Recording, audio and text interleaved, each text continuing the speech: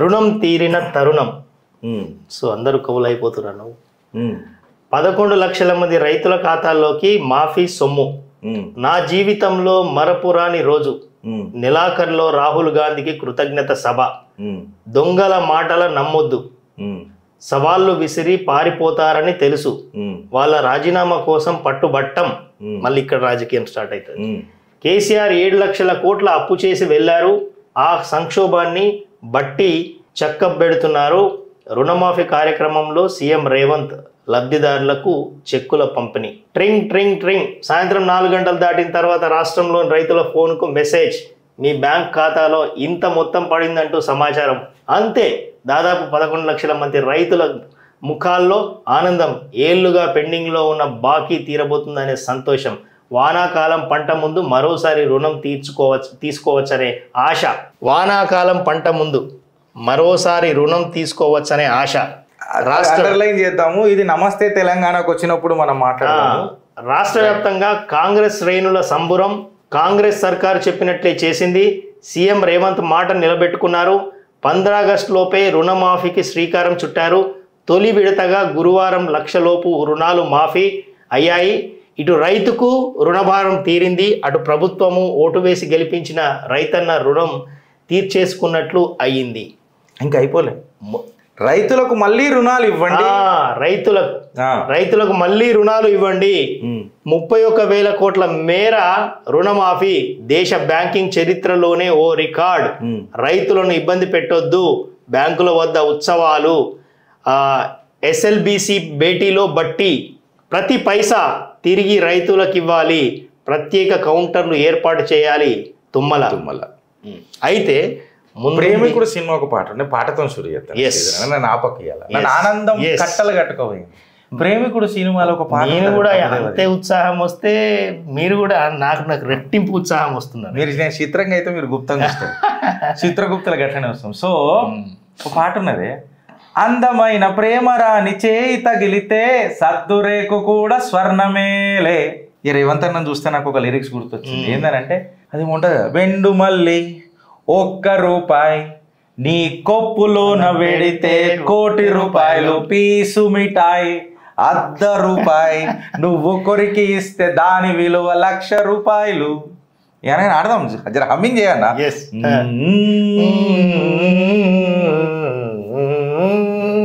ఏందేరేవంతనా నాకు అర్థం కాదు. చెప్పింది ఏంది, చేసింది ఏంది, చూపించింది ఏంది, చేస్తున్నది ఏంది. ఇక దీని మీదకి కరెక్ట్గా వద్దాం. ఆనందం ఆనందం ఆనందం అని అన్నారు కదా. 28,000 రూపాయలు ఉన్న రైతుకు కూడా రుణమాఫీ ఉన్న 50,000 రూపాయల రుణం ఉన్న రైతుకు కూడా పైసలు పడలే. ట్రింగ్ ట్రింగ్ ట్రింగ్ అని చెప్తున్నారు కదా. నన్ను అడిగితే హరీష్ రావు రాజీనామా ఏం చేస్తాడో నాకు తెలియదు. ఫస్ట్ మీరు చేయాలి రాజీనామా. ఇది నా వాదన. నేను ఇదే అంటున్నా. అయితే నేను నా బద్నాం ఒకటి ఉందనా, నేను ఆ బద్నాం చేసుకుంటా. మరి రేవంత్ అన్న రాజీనామా చెప్పింది చేసిండంటారే. చేయడు. మరి రేవంత్ అన్న చేయడు. ఎందుకంటే ఆయన చెప్పిందే చేస్తాడు. ఎందుకంటే నేను మోసం చేస్తా, మీరు మోసపోతారు. కరెక్ట్. ఆయన చెప్పింది మాట మీద ఉంటాడు. మాట మీద ఉన్నాడు. కానీ ఏ మాట మీద ఉంటాడు అనేది ఇంపార్టెంట్. నేను చెప్పింది చేస్తా, నేను మోసం చేస్తా, మీరు మోసపోతారు. మేము మోసం చేయడానికే ఉన్నాం, మీరు మోసపోవడానికే ఉన్నారు. ఈరోజు ప్రజలు 25% అంటే ఒక 25% జనాలకు వస్తే 75% అసంతృప్తిలో ఉన్నారు. భాషింగాలు అయితే రైతులతో పెట్టుకున్న విద్యార్థులతో పెట్టుకున్న వాళ్ళు, విద్యార్థులతో పెట్టుకున్న వాళ్ళు, ఉద్యోగుల నిరుద్యోగులతో పెట్టుకున్న వాళ్ళు. ఈరోజు వీళ్ళందరూ కూడా ఎట్లున్నారు అంటే లోపల పోయి నవ్వుకుంటుర్రు. ఏదో బిస్కెట్, కుక్క బిస్కెట్లు వేసి, అంటే కుక్కలు అంటే ఇప్పుడు ఈ మధ్య బాగా అది కూడా తీర్పిచ్చింది. సో అయితే చెప్పండి. సంబురం ఎట్లా అంటే ఇక గింతిచ్చి పెద్ద చాలా సంబరపడుతున్నారు. కానీ అత్యధిక రైతులు ఎవరైతే నిజమైన లబ్ధిదారులు, నేను ఇంకొక పాయింట్ ఏమంటున్నా అంటే నిజమైన లబ్ధిదారులకు ఈ రుణమాఫీ చెందలేదు. ఎవరైతే ఆల్రెడీ అంటే డబ్బులు ఉన్నోళ్ళో లేకపోతే డబ్బులు కట్టగలిగే స్థితిలో ఉన్నోళ్ళో, ఊర్లలో మంచి మంచి స్థితిలో ఉన్నోళ్ళో వాళ్ళకు డబ్బులు చెందినాయి. డాటా మొత్తం ఉంది మన దగ్గర, మనకి ఫోన్లు వచ్చినాయి. అసలైనటువంటి పేద రైతులకి అందలేదు. ఈరోజు మనకి రేపెల్లుండి మనకి అంత డాటాతో సహా వస్తుంది. మనం చిత్రగుప్తు ముందర పెడతాము. అవసరమైతే రైతులకు మన ఏమంటారు శ్రీధర్ అనకి ఇచ్చి పెడతారు. సో రైతులు వస్తారు, నిజమైనటువంటి ఊర్లోంచి వాళ్ళంతా వాళ్ళే సెల్ఫీలు తీసి పంపిస్తా అన్నారు. సెల్ఫీ వీడియోలు తీసి పంపిస్తా అట్రా. ఎందుకంటే ఒక్కొక్క రైతుకి అంటే 16 నుంచి సపోజ్ ఎప్పుడో తీసుకున్నటువంటి రైతుకి కట్టలేని పరిస్థితిలో ఉండి దాన్ని ఏదో ఆడింత ఈడింత అప్పు చేసి ఎప్పటి నుంచి ఉన్నటువంటి ఇవి రుణాలు అవి మాఫీ కావట మధ్యలో 2 సార్లు తీసుకున్నటువంటి అంటే ఇంతకుముందు రుణమాఫీ అయిన వాళ్ళు మళ్ళీ తీసుకున్న వాళ్ళకి మాఫీ అవుతాయట. ఆయన శివగామి టైప్ మా నాయకుడు కదా మా అన్న. మా అన్న ఒకటే మాట అంటాడు, నా మాటే శాసనం. నేను చెప్పిందే వేదం అని అంటాడు కదా. మరి రేవంత్ అన్నకు అట్టట కిలాఫ్ పోతారే. సో కిలాఫ్ పోతలేం మనం. రేవంత్ అన్న రైతుల కిలాఫ్ పోతున్నాడు, రేవంత్ అన్న విద్యార్థుల కిలాఫ్ పోతున్నాడు, నిరుద్యోగుల కిలాఫ్ పోతున్నారు. ఇది గుర్తుపెట్టుకోవాలి. మనం ఎందుకు పోతాం అన్న? మనము రైతుల కష్టాలను మాట్లాడడానికి టెంటేటివ్ లో ఎప్పుడు పెడదాం మీ ప్రోగ్రామ్? వారం రోజుల్లో మనకు రైతులే మాట్లాడతారు. ఏ రైతుకు పడ్డాయి మనము పడ్డ రైతుల గురించి చెప్పాల్సిన పని లేదు, వాళ్ళకి తెలుస్తుంది. పడని రైతుల గురించి ఏ రైతులు అన్న తర్వాత చూద్దాం. పడ్డ రైతులకు మాకు సంతోషం. నిజంగానే ఆ రైతులు నిజంగా రైతులు అయితే అసలు నాకు అర్థం కాదు ఏంటంటే, ఈయన రుణమాఫీ చేస్తాను అన్నాడు. దాని తర్వాత కండిషన్ సప్లై పెట్టిండు. కండిషన్ సప్లైలో పెట్టిన కుటుంబానికి 2 లక్షలు ఉన్న వాళ్ళకే ఇస్తానన్నాడు. మళ్ళీ ఎవడైతే ట్యాక్స్ పేర్లు కడతారో వాళ్ళకి ఇయ్యానన్నాడు. ఇన్ని ఎకరాల మీద ఉన్నోనికి అసలే ఇయ్యానన్నాడు. ఇట్లా కండిషన్స్ అప్లై అన్నీ పెట్టుకుంటూ వచ్చిర్రు.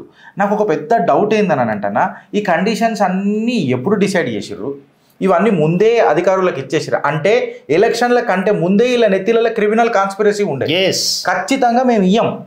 నేను ఎందుకు అడుగుతున్నానంటే, ఇన్ని సూత్రాలు పెట్టినప్పుడు ఇంత త్వరగా ఈ సూత్రాలన్నీ స్క్రూటినీ అయిపోయినాయా? అయితే వీళ్ళ క్లారిటీయే లేదు.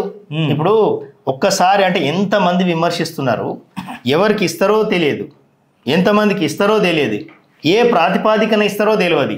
పాస్బుక్ ఉన్న వాళ్ళకి ఇస్తారా, లేకపోతే ఆధార్ కార్డు ఉన్న వాళ్ళకి ఇస్తారా, లేకపోతే ఒకే కుటుంబంలో ఇద్దరికి ఇస్తారా, అసలు కుటుంబము అనే దానికి ఒక నిర్వచనమే లేకుండా పోయింది. న్యూక్లియర్ కుటుంబమా, పెద్ద లార్జర్ ఫ్యామిలీసా? దీన్ని బట్టి అంటే నీవు వాగ్దానం జస్ట్ మన గాంధీ గారు, రాహుల్ గాంధీ గారు వస్తారు, ఇప్పుడు చెప్పేస్తారు నెలాఖరులోగా రాహుల్ గాంధీ కృతజ్ఞత సభనట, కృతజ్ఞత సభ పెడతారు, కట్టలు కట్టిరు, కృతజ్ఞత చెప్తారు. సో అంటే ఏది పడితే అది వాగ్దానాలు ఇవ్వడము, ఇక దాని తర్వాత బుట్టలు చదువుకోవడం. బుట్ట నువ్వు పాట పాడతావు కదా, బుట్టలు చదువుకోవడం. ఏంటంటే నేను మళ్ళొకసారి చెప్తున్నా శ్రీధర్ అన్న, ఇది ఎలక్షన్ కంటే ముందే వీళ్ళకు ఒక అబ్సల్యూట్ క్రిమినల్ ప్లానింగ్ ఉండే. ఈ కండిషన్స్ అప్లై మనం గెలిచినాం అనుకో, ఫస్ట్ ఆఫ్ ఆల్ వీళ్ళకి నమ్మకం లేకుండా మేము గెలుస్తామని చెప్పినా కదన్నా, గెలుస్తున్నారు అని అనే ఒక థాట్ ప్రాసెస్ రాగానే ఎట్లా నమ్మకాలు ఉన్నాయి కాబట్టి కండిషన్స్ అన్ని అప్లై చేసేద్దాం, ఇప్పుడే చెప్పొద్దు, ఇప్పుడే చెప్తే మనకు ప్రాబ్లం అవుతుంది, అది పార్లమెంట్ ఎలక్షన్స్లలో మనకు దారి తీస్తుంది, పార్లమెంట్ ఎలక్షన్స్ అయినాక ఈ కండిషన్స్ పెడదాం. అది అన్ని మళ్ళా పార్లమెంట్ ఎలక్షన్స్ అయిపోయిన తర్వాత ఇంకొక ఎలక్షన్స్ లోకల్ బాడీ, ఇది లోకల్ బాడీ ఎలక్షన్స్లలో ఖచ్చితంగా ప్రభావం చూపాలి ఫ్రెండ్స్, ఇది యాది పెట్టుకోవాలి. ఈ ఉసూరాలకు తగలాల కాంగ్రెస్ వాళ్ళకు. దానికంటే ముందు ఏందనంటే, ముఖ్యమంత్రి గారు తర్జన భర్జన పడ్డారు ఎట్లా చేయాలని. పైసలు ఎడికేం తేవాలని అన్నారు, ఎక్కడికైనా పైసలు తేవాలా, ఎట్లా కట్టాలా, ఏం చేయాలా, మొత్తం అసలు అప్పుల కుప్పైన తెలంగాణలో రుణమాఫీ నేను ఎట్లా చేయాలని అన్నాడు. హరీష్ రావు అగ్గిపేటకి గీసిండు. హరీష్ రావు అగ్గిపేటకి గీయగానే కిరోసిన్ పోస్తాడన్నాడు, నేను ఆగస్ట్ 15 లోపల చేస్తానన్నాడు. ఇక భాడమే జాయ లోకల్ బాడీ ఎలక్షన్స్ అవన్నీ నేను చెప్తున్నా మాటి నుండి ఖచ్చితంగా ఇది చేయాలా, లేకపోతే మళ్ళీ హరీష్ రావుతో నాకు ప్రాబ్లం అవుతుంది ఎక్సెట్రా ఎక్సెట్రా ఎక్సెట్రా అని చెప్పాడు. నేను అనుకుంటున్నా ఇట్లా మొత్తం డాట్స్ కనెక్ట్ చేస్తే ఎలక్షన్ కాడికే ఇదంతా హరీష్ రావు చెప్పంగానే హరీష్ రావు దగ్గరికి ఎట్లనైనా మనకు ప్రెషర్ వస్తుంది. ఎందుకంటే ఒక రాష్ట్రాన్ని 10 సంవత్సరాలు పరిపాలించిన నాయకులు వీళ్ళకు తెలుసు రాజకీయ నాడి ఏడికని దొరుకుతుందని తెలుసు. ప్రజలని కేవలం కాంగ్రెసే బేవా కూఫ్ చెయ్యది, వీళ్ళు ఆల్రెడీ బేవా కూఫ్ కూఫ్ కూఫ్ చేసుకుంటూనే వచ్చిర్రు వీళ్ళకి ఇంకా తెలుసు ప్రభుత్వాన్ని ఇరకాటంలో పెడతారు. ఇక 6 గ్యారంటీలు ఆవిరైపోయాయి, ఒక మహాలక్ష్మి పథకం తప్ప బస్సు స్కీమ్ తప్ప ఇంకేం పెద్దగా ముంగడికి పోకపోయా, ఇది పడుతుంది గట్టిగా గడ్డపారా అని చెప్పి డిసైడ్ చేసి కండిషన్స్ అప్లై చేసి ఇలా కృతజ్ఞత సభకాన్ని తీసుకొచ్చారు. పైసలే గతి లేని వాళ్ళు ఇన్ని కండిషన్లు పెడుతున్నారు అని అంటే మనం పిచ్చోళ్ళమైనాం ఫ్రెండ్స్. ప్రతిసారి అబ్సల్యూట్గా ఇది మళ్ళీ ఫేజ్ 1 ₹1,00,000 లోపు వాళ్ళకి ఇలా పడ్డాయి. ఇంకోటి చెప్పన్నా, ఇక్కడ మతలబ్ ఏంటంటే హరీష్ రావు గారిని ఈ ఛాలెంజ్లో వీళ్ళిద్దరు నాటకాల్లో ప్రజల్ని పిచ్చోళ్ళని ఎట్లా చేస్తారంటే, హరీష్ రావు గారిని నువ్వు రాజీనామా చేయమంటారు, ఆయన రాజీనామా చేస్తా అని ఆయన అంటాడు. ఇట్లా ఒక వారం రోజులు పిసుక్కుంటారు. ఓకే, ఆయన రాజీనామా చేసినా చేస్తాడు, మళ్ళీ ఎలక్షన్లు వస్తాయి, కోడ్ కూస్తుంది. నేను ఇచ్చిన హామీలని మళ్ళీ ఆ కోడ్ ఎలక్షన్స్ అని మళ్ళీ ఒక 6 నెలలు. కరెక్ట్, ఇది జరుగుతుంది. ఇప్పుడు ఏమైందంటే ఫ్రెండ్స్, మీకు చెప్తా చూడు, నిన్ననే మీకు చెప్పిన ఏది సిస్టమేటిక్గా మీకు నిన్న చెప్పిన, నా దగ్గర డేటా ఇప్పటికీ కూడా ఉన్నది. అది నేను మళ్ళీ ఒకసారి దౌరాస్తా మన ప్రజలకు.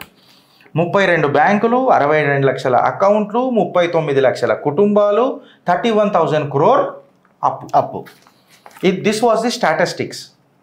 అందులో 11.50 అంటే 11,50,000 మంది ఫ్యామిలీలు ఫార్మర్స్కి ఇప్పుడు 6,000 crore సుమారు లక్ష లోపల ఉన్నారు. మళ్ళీ నిన్న ఎంత ఇచ్చిరు అనేది నంబర్ ఎక్కడ 7 లక్షల కోట్లు 6 లక్షలు అదే చిల్లర 6,000 crores 6,000 crores ఇక్కడ నాకు ఎక్కడ కనబడతలేదు. అది ఉన్నాయి 7 లక్షల కోట్లు 7 లక్షల కోట్లు అప్పు చేసి వెళ్ళారు. ఇది 6 లక్షల కోట్లు ఇప్పుడు మనకు what ever it may number అయితే నాకు రిఫ్లెక్ట్ అయితలేదు. 6,000 కోట్లు నంబర్ అయితే రిఫ్లెక్ట్ అయితే ఇప్పుడు ఫేజ్ 1 శ్రీధర్ అన్న చెప్పింది అబ్సల్యూట్లీ కరెక్ట్.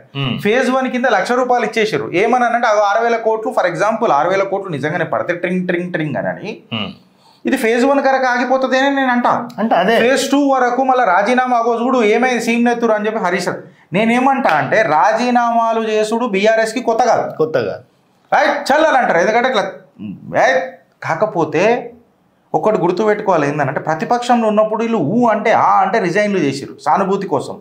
అధికార పక్షానికి వచ్చిన తర్వాత కేసీఆర్ ఒక్కసారి మాట చెప్తే తల కోసుకున్నట్టు అని ఒక్కసారి బీఆర్ఎస్ వాళ్ళు చేయలే. మళ్ళీ ఇప్పుడు ప్రతిపక్షంలో ఉన్నారు కాబట్టి మళ్ళీ ఓల్డ్ గుడ్ స్ట్రాటజీ ఇంప్లిమెంట్ చేస్తారా అని అనేది ఒక పెద్ద క్వశ్చన్ మార్క్. తద్వారా ఎలక్షన్ కోడ్లు ఇక వెనకడికి కాంగ్రెస్కి టీఆర్ఎస్కి నెక్సెస్ ఉంటుండే, రాజశేఖర్ రెడ్డి గారికి కేసీఆర్ గారికి మీరు అన్నది కరెక్ట్. ఇంకా హరీష్ రావు గారికి ఇంకా దగ్గర, ఇక హరీష్ రావు గారికి అయితే ఇక వెనకటికి రాజశేఖర్ 6 ఏళ్ళు అయిన ఉండే కాంగ్రెస్కి, ఆయన 5 ఏళ్ళు కాదు 6 ఏళ్ళు.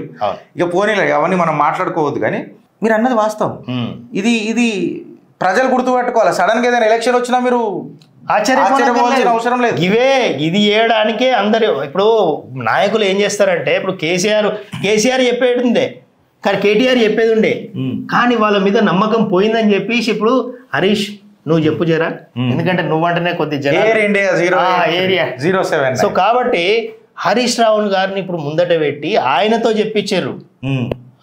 మళ్ళీ ఇంకొకటి హరీష్ రావుకి ఇంకొకటి ఏం అపవాదం ఉంది, బీజేపీలో పోతాడు బీజేపీలో కోడు ఏడుకోడు, వీళ్ళలో ఉన్నటువంటి అపనమ్మకాన్ని బీజేపీలోకి పోతాడేమో అని చెప్పేసి ఇదొక టెస్టింగ్. అసలు హరీష్ రావుని బీజేపీలోకి తీసుకొస్తే ఈ చిత్రగుప్తులనే కడిగి పడేస్తాం మేము కార్యకర్తలను బీజేపీలో డైరెక్ట్ చెప్తున్నాయి. అలా ఏ బీజేపీ నాయకుడు ఇన్న ఫరక్ కూడా చిత్రగుప్తుకి డైరెక్ట్ చెప్తున్నారు. ఎందుకంటే అసలు మా కార్యకర్తలను అరెస్ట్ చేయించిన మహనీయుడు, మా కార్యకర్తలపై దొంగ కేసులు పెట్టించిన గొప్పోడు, మా కార్యకర్తలను మొత్తం ఒక రేంజ్ లా శాడిజం చూపించిన నాయకుడు హరీష్ రావు. ఇప్పుడు పార్టీలన్నీ వాళ్ళ నాటకాలు రక్త కట్టించడానికి మాత్రమే ఇవన్నీ స్టేట్మెంట్లు. బీజేపీలకు రాడు ఆయన రాడు, కేసీఆర్ పంపించడు, బీజేపీ తీసుకోదు, ఇదంతా కాంగ్రెస్ పంపించిన రాజకీయం చేసిన ఆ ఆస్కారం ఉన్నా నేను ఏమంటున్నా అందులోనే ఒక వర్డ్ ఉన్నది నా. ఎందుకంటే కాషాయ పార్టీ కార్యకర్తల పార్టీ, కర్మ సిద్ధాంతాన్ని నమ్ముకున్న పార్టీ. వెనకటి లెక్క మజాక్ మస్కరా పన ఇక నడవదు. కార్యకర్తల మనోభావాలకు ఇక మద్దతుగా మాట్లాడుతుంది. ఎందుకన్నా నిన్న కేంద్రంలో మీటింగ్ జరిగింది. కేంద్రంలో మీటింగ్లో అసలు అంటే ఎప్పుడైనా కూడా ఏదైనా మీటింగ్ జరిగితే ఏం చేద్దాం, ఎలా చేద్దాం, ఎవరెవరితో మాట్లాడదాం అనేది మాత్రమే ఉంటుండే. కానీ కేంద్రంలో ఈరోజు కార్యకర్తలకు పెద్దపీట వేసి కార్యకర్తల మనోభావాలని మనము తీసుకోవాలి, కార్యకర్త ఆలోచనల్ని ముందుకు తీసుకెళ్ళాలి, కార్యకర్తలకి పెద్దపీట వేయాలి, వాళ్ళకు కృతజ్ఞతలు చెప్తూ నిన్న మీటింగ్ జరిగింది. దీన్ని కరెక్ట్. నేను ఇప్పుడు దీంతో రుణమాఫీతో ఇక్కడ ఎందుకు పోతున్నావు అని అంటే ఆ 9 8 సీట్లే రావచ్చు, 40 మందితో ముఖ్యమైన పీఠం వస్తుంది. 40-80 మందితో ముఖ్యమైన పీఠం వస్తుంది. సో ఇది భారతీయ జనతా పార్టీ గుర్తుపెట్టుకోవాలా. కంప్లీట్ రుణమాఫీ మీద నేను ఇవాళ భారతీయ జనతా పార్టీని గుంజుకొని ఎందుకు వస్తున్నా అంటే, గుంజుకొని వస్తలేం, నూకుతున్నాం, ఈ బాయిలో నూకుతున్నాం. ఎందుకు నూకుతున్నాం అని అంటే, కాంగ్రెస్ వాడు మాట్లాడుతున్నాడు, టీఆర్ఎస్ వాడు మాట్లాడుతున్నాడు, ప్రజల మధ్యలో ఇది ఏమున్నదని అంటే, హరీష్ రావు కొట్లాడిండు, రుణమాఫీ పడ్డది. అగర్ పడ్డా ట్రింగ్ ట్రింగ్ ట్రింగ్ పడ్డా, మా హరీష్ రావు కొట్లాడిండు, రేవంత్ రెడ్డి వేసిండు. ఇలా భారతీయ జనతా పార్టీ వాళ్ళేమో ఎవరు అధ్యక్షుడు కావాలని చెప్పి కొట్లాడుతున్నారు. మళ్ళీ ఉప ఎన్నికల్లో మనకి ఏ వాయిస్ ఉండదు. మళ్ళా నేను ఏం చెప్తున్నానంటే, ఇక్కడ స్వలాభాలకే భారతీయ జనతా పార్టీ ఉండదా, లేదా ప్రజల లాభాల కోసం భారతీయ జనతా పార్టీ ఉండదా? ప్రజల మేలు కోసం రాజకీయాలు చేద్దామా, లేకపోతే సొంత చరిష్మా కోసం రాజకీయాలు చేద్దామా?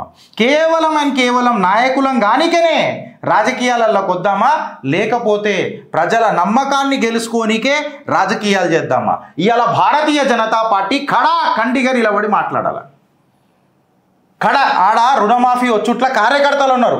బిడ్డ, మన కార్యకర్తలకు ఎంతమందికి వచ్చింది? ఏ ఒక్క నాయకుడు మాట్లాడిండా భారతీయ జనతా పార్టీలో? హరీష్ రావు, ఇప్పుడు ఈ క్రెడిట్ హరీష్ రావుకే పోతుంది కదా, పోతుంది. ఈ క్రెడిట్ హరీష్ రావుకే పోతుంది కదా. క్లారిటీ లేదు భారతీయ జనతా పార్టీలో. అట్లీస్ట్ ఈ అంటే ఏ ప్రాతిపాదికన జరుగుతుంది, అసలు పాస్బుక్లు ఉన్న వాళ్ళకి వస్తుందా, లేకపోతే ఆధార్ కార్డు, అందులోనే చర్చలు జరుగుతున్నాయి. అది ఓని, అది చాలా సైంటిఫిక్. మీరు బేసిక్స్, నేను ఏబిసిడీల కాడ మాట్లాడుతుంటే మీరేమో ఇక ప్రపోజిషన్స్, అడ్జెక్టివ్స్ కానీ మాట్లాడుతున్నారు, ఇంగ్లీష్ సబ్జెక్ట్ పోతున్నాయి. అదంటే నేను ఏబిసిడీల కాడనే మాట్లాడుతున్నా. నేనేమంటున్నా, మీరు నాయకులు కదా, మీ నియోజకవర్గాలలో గెలిచిరు కదా, మీరు మొత్తం మార్చేస్తారు కదా, మీరు హీరోలు కదా. హీరోయిజం అనేది మీ కార్యకర్తల ముంగట, కార్యకర్తలకు ఎంత పడ్డది? నా కార్యకర్తలకు, ఎలిజిబుల్ ఉన్న కార్యకర్తలకు పడ్డదా లేదా సమీక్ష. ఫస్ట్ మీరు ఇది పని చేయరు అని అంటారే, ఇది కూడా వద్దు, ఇది సమీక్ష చేయాలి. ఈడ కూడా లేరు పార్టీలో. మళ్ళా ఎవరు కన్ఫ్యూజన్లు ఉన్నారు అని అంటే, కార్యకర్తలను కన్ఫ్యూజ్ చేస్తున్నది మీరాడ భారతీయ జనతా పార్టీ నాయకులు. అబ్సల్యూట్ గా చెప్తున్నా నేను ఇవాళ. ఇప్పుడు ఎప్పుడు రా మేము చిత్రగుప్త ఎవరి పక్షాన మాట్లాడుతున్నాం? నిజాయితీ పక్షాన మాట్లాడుతున్నాం, నిజమైన రైతుల పక్షాన మాట్లాడుతున్నాం, నిజాయితీ గల నాయకుల పక్షాన మాట్లాడుతున్నాం. బీజేపీ కార్యకర్తల కోసం మాట్లాడుతున్నాం, కార్యకర్తల గురించే మాట్లాడతాం. అది కాంగ్రెస్ అయినా, టీఆర్ఎస్ అయినా, బీజేపీ అయినా. చలో డన్ చెప్తున్నా. ఎందుకనంటే మీరు కూడా మోసపడతారు ఆ పార్టీలలో. ఇప్పుడు మొత్తం ఆ బీఆర్ఎస్ వాళ్ళని తెచ్చుకొని పెట్టుకున్నాడు రేవంత్ అన్న, వాళ్ళ వర్గం నింపుతాడు. రేపు పార్టీలో మొత్తం వాళ్ళ వర్గం నింపుతారు. మొన్నటిదాకా 3 జెండాలు అనగానే తిన్మర్ డిచ్చక్ కొట్టిరు మీరు మర్ఫీ బ్యాండ్లలో. అవి ఏం లేవు, అయిపోయాయి, బిస్కెట్ అయిపోయాయి. అది ఇదే భారతీయ జనతా పార్టీలో. ఇది మేము కూడా చూసినాం. అయినోళ్ళ కాకులల్లా, కానోళ్ళ కంచాలల్లా. ఇక ఇట్లనే అవుతుంది. ఏ దొంగలాట 6 నెలల కుక్కలు మొరిగినట్టు ఎప్పుడో ఒకసారి మనం మాట్లాడినాం అనుకో, గిట్లనే ఉంటుంది కథ. రుణమాఫీ మొత్తంలో భారతీయ జనతా పార్టీ పాత్ర ఉన్నదా? పోనీ యాత్ర ఉన్నదా? పాత్ర ఉన్నదా?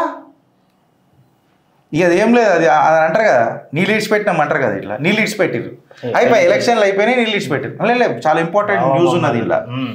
నమస్తే తెలంగాణ ఒకటి గుర్తు పెట్టుకోవాల్సింది ఏందనంటే, నమస్తే తెలంగాణకు వచ్చిన నేను, మాఫీ మాయాజాలం, సర్కారు చెప్తున్న లెక్కల్లో గందరగోళం, 1,00,000 లోపు రుణమున్న కనిపించని పేర్లు. మనం చెప్పింది వీళ్ళిద్దరు పేర్లు పెట్టినట్టున్నారు. శ్రీధర్ అన్న చెప్పినట్టు రైతులే వచ్చి మాట్లాడతారు. షో డెడికేటెడ్ టు రైతన్న ఆ రోజు.